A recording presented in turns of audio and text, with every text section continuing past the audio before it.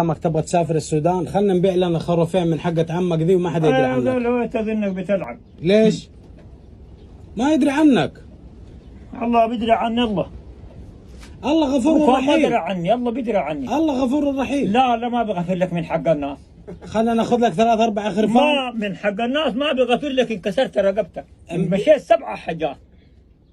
اي شيء محي الا حق الناس. انا قلت لك عاد بكيفك، ما حد بيدري عنك، نمشي امورك، نبيع لنا لا خرفان من حقة عمك ذا ونمشي. ماشي علي رمضان بيمشيها الله. ان شاء الله ربك يسهل الامر. بيع لك 7 خرفان ب 10,000 ريال، احسن لك. 10,000 ومشي بنغرب؟ ايوه. لا والله. انت مقطوع وحالتك حاله. انا والله كان حاله من الله ولا من ذول. بس انا داير اساعدك.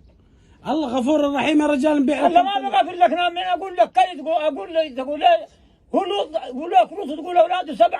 الله من حق الناس ما بغفر لك. ما بغفر لك.